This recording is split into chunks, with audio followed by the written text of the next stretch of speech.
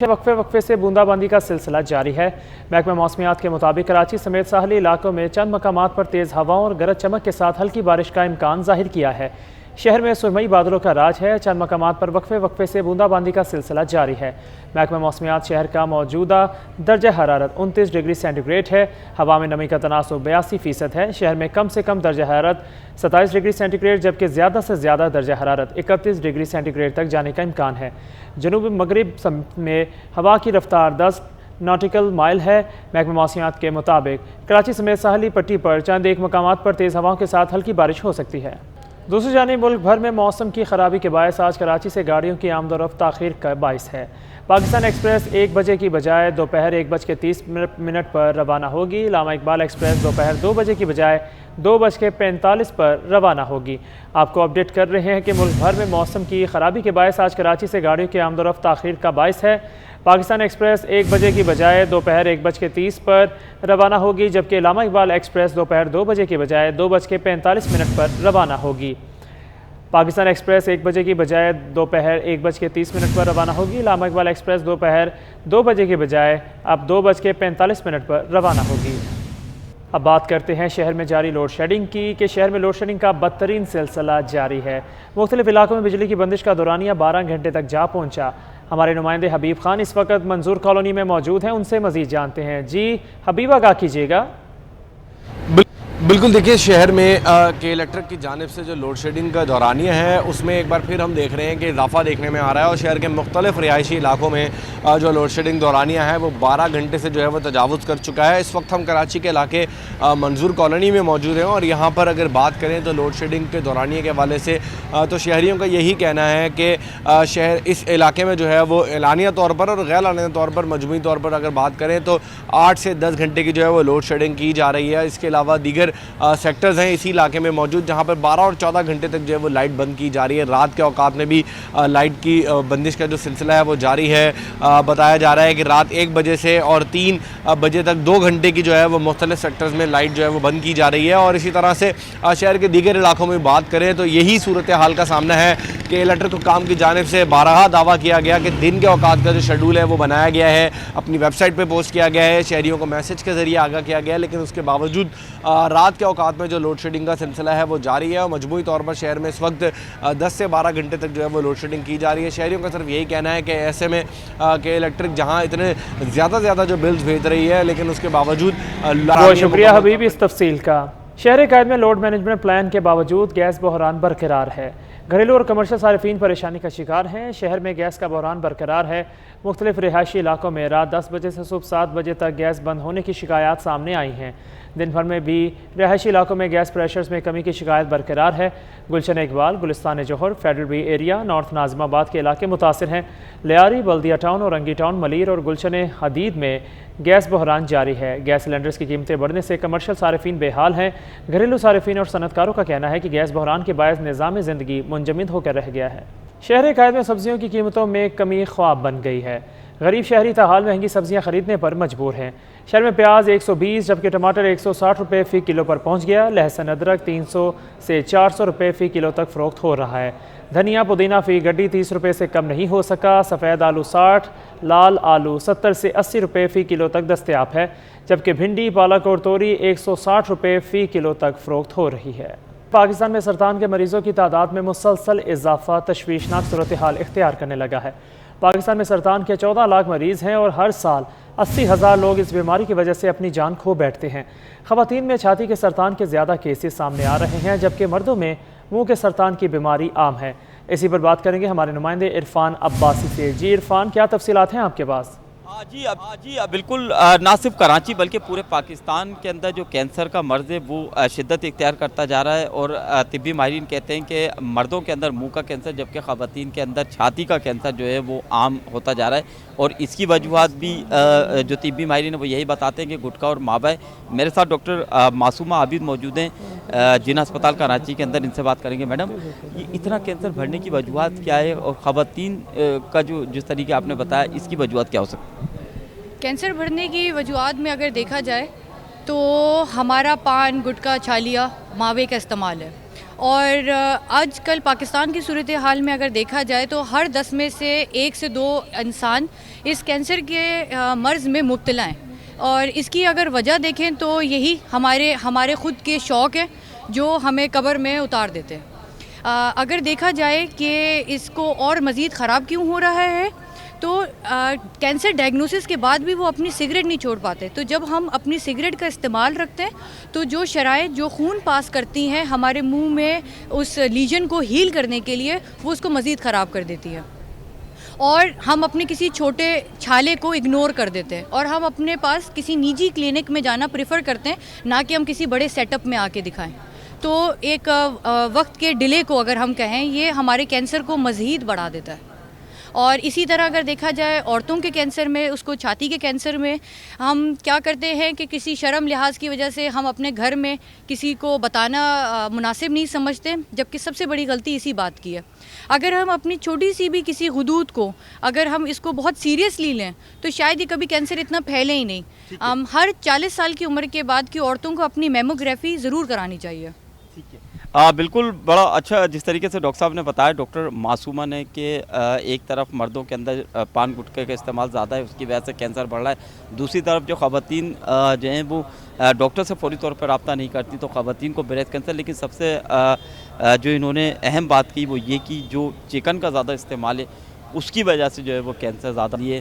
Doctor صاحب کا کہنا ہے کہ جی بہت شکریہ عرفان اس تفصیل کا۔ انٹر بینک میں ڈالر سستا، انٹر بینک میں ڈالر 84 پیسے سستا ہو گیا ہے۔ انٹر بینک میں ڈالر 238 روپے 84 پیسے سے گھٹ کر 238 روپے کا ہو گیا۔ 2 دن میں انٹر بینک میں ڈالر 1 روپے 37 پیسے سستا ہو چکا ہے، جبکہ 2 دن میں ڈالر 239.37 روپے سے گھٹ کر 238 روپے کا ہو گیا۔ اسی پر بات کریں گے ہمارے نمائندے اشرف خان سے۔ جی اشرف خان، آگاہ کیجیے گا ڈالر کے حوالے سے۔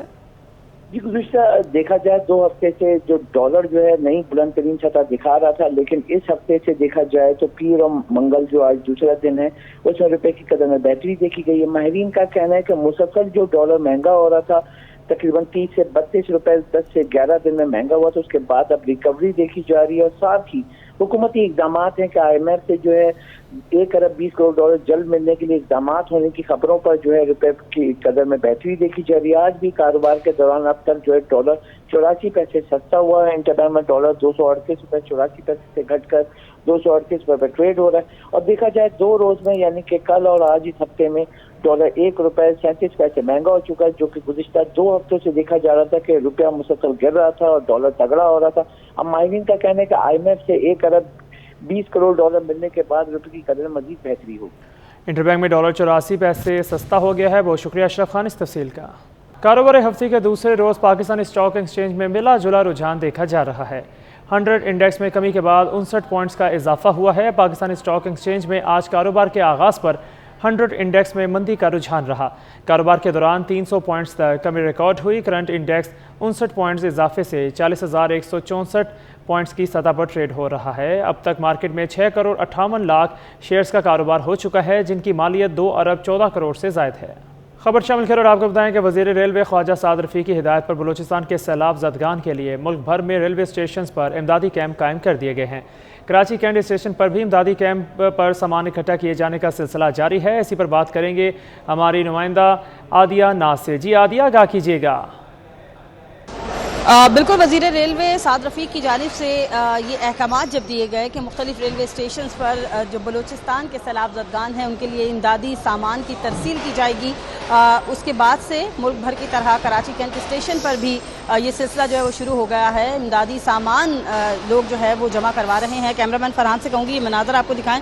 یہ آپ دیکھ سکتے ہیں، یہاں بینر بھی لگا ہوا ہے جس میں یہ باقاعدہ طور پر واضح کیا گیا ہے کہ امدادی سامان جو ہے وہ یہاں پر رکھا جائے گا، جس کے بعد اس سامان کو جو ہے وہ سیلاب زدگان تک پہنچایا جائے گا۔ اس سامان میں ہم دیکھ رہے ہیں لوگ بڑھ چڑھ کر حصہ لے رہے ہیں، بستر ہے، اس کے علاوہ ادویات دی جا رہی ہیں، بچوں کا سامان ہے جو کہ پہنچایا جا رہا ہے وہاں پر۔ اس وقت جو سامان کلیکٹ کر رہے ہیں ان سے میں آپ کی بات کراؤں گی۔ اچھا، مجھے بتائے گا لوگ کتنا بڑھ چڑھ کر حصہ لے رہے ہیں؟ دوسرا، پاکستان ریلوے کا کیا پروسیس ہوگا؟ آپ لوگ یہ سامان کس طرح سے سیلاب زدگان تک جو ہے وہ پہنچائیں؟ اس کا صحیح جواب تو انتظامیہ دے سکتی ہے، لیکن میرے خیال سے جیسے ہی سامان رسیو ہوگا انشاءاللہ پہلی ترجیح ہوگی کہ پہلی فرصت میں اسے سیلاب متاثرین کو پہنچایا جائے۔ बिल्कुल मुल्क का साथ देंगे, अपने भाइयों का साथ देंगे। वो लोग जो कि सैलाब से मुतासिर हैं, बलूचिस्तान इस वक्त बहुत शदीद मुश्किलात से दुचार है, वहाँ के लोग जो हैं वो आपकी मदद के मुंतज़िर हैं।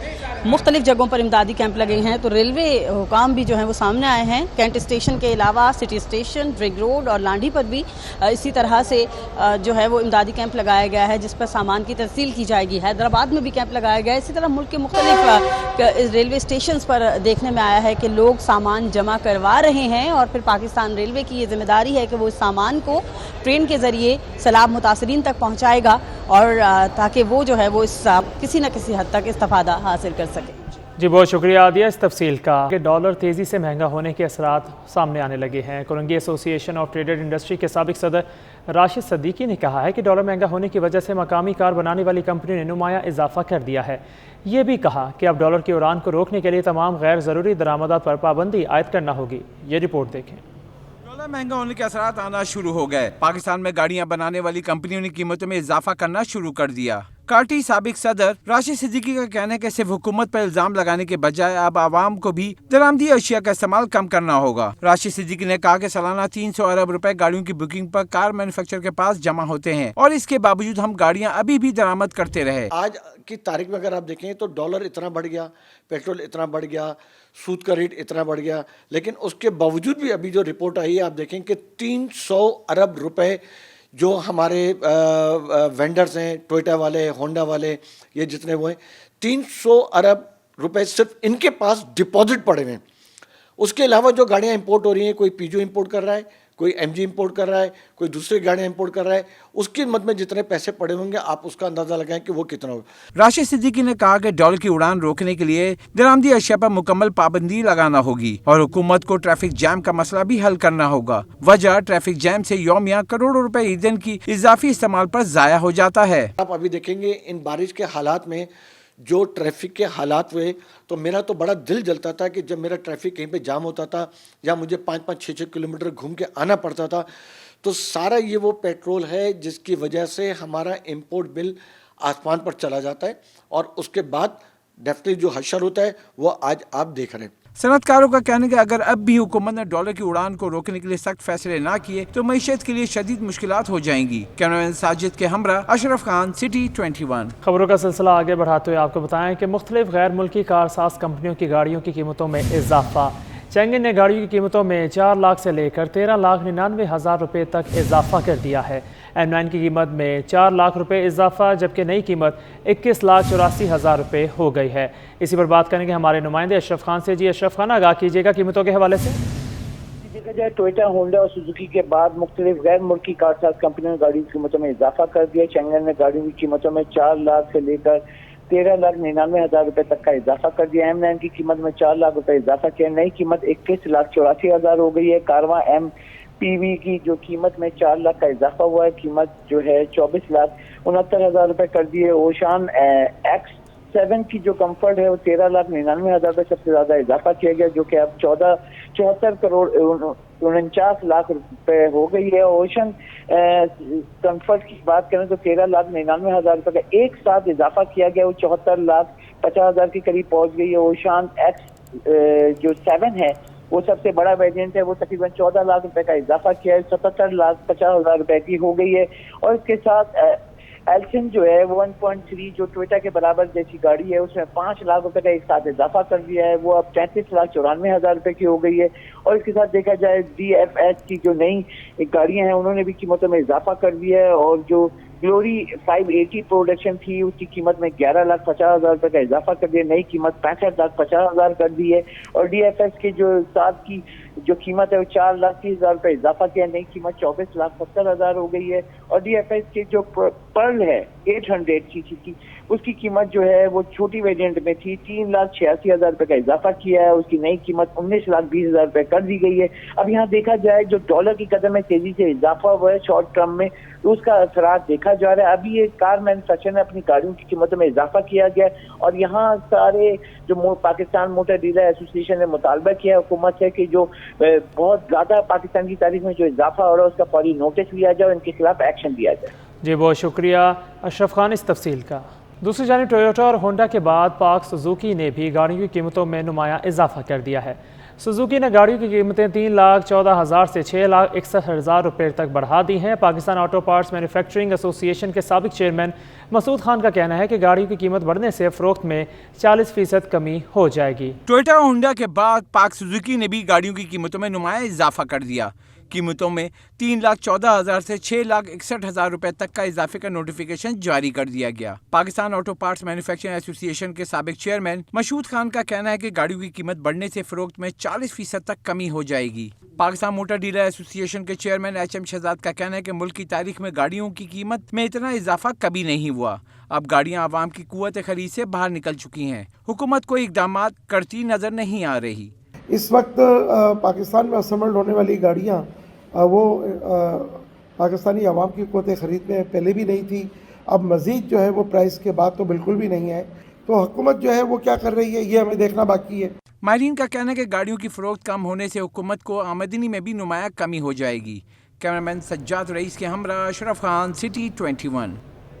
نیا تعلیمی سال شروع ہو گیا لیکن نصاب کی کتابیں اب تک طالب علموں کو نہ مل سکیں۔ طالب علم اور دکاندار دونوں پریشان ہیں۔ سندھ بھر کے اسکولوں میں نیا تعلیمی سیشن شروع ہو گیا ہے، تاہم سندھ ٹیکسٹ بورڈ سمیت کئی پرائیویٹ اسکولز کے کورس کی کتابیں اب تک طالب علموں کو نہ مل سکیں۔ متعدد سرکاری اسکولوں میں بھی درستی کتابیں نہیں پہنچ سکیں۔ ایک بار پھر سندھ ٹیکسٹ بک کی کتابوں کی مکمل اور بروقت چھپائی کے دعوے پورے نہ ہو سکے۔ اردو بازار ناظم آباد میں دکاندار اور طالب علم دونوں ہی پریشان دکھائی دیتے ہیں۔ دکانداروں کا کہنا ہے کہ پبلشر کی طرف سے جواب یہ مل رہا ہے کہ مہنگائی کے سبب کاغذ کی قیمت بھی بڑھ چکی ہے، اس لیے چھپائی میں تاخیر ہو رہی ہے۔ والدین کا کہنا ہے کہ متعلقہ ادارے ذمہ داری کا مظاہرہ کریں، ان کی غفلت کے سبب بچوں کا وقت ضائع ہو رہا ہے۔ محرم الحرام کے حوالے سے نشتر پارک کو انتہائی اہمیت حاصل ہے، جہاں ایام عاشورہ کے دوران یومیہ مجالس ہوتی ہیں اور مرکزی جلوس بھی برآمد ہوتے ہیں۔ بارشوں سے نشتر پارک کے اطراف بھی صورتحال بہتر نہیں۔ رضوان احمد کی یہ رپورٹ دیکھیں۔ محرم الحرام کی آمد کے ساتھ ہی نشتر پارک کے اطراف ترقیاتی کاموں نے انتظامی نااہلی کا پول کھول کر رکھ دیا۔ انتظامیہ نے سیوریج لائن تو بچھا دی لیکن روڈ تعمیر کرنا بھول گئی۔ بارشوں میں مٹی بہہ گئی اور سیوریج لائن دھنس کر ناکارہ ہو گئی۔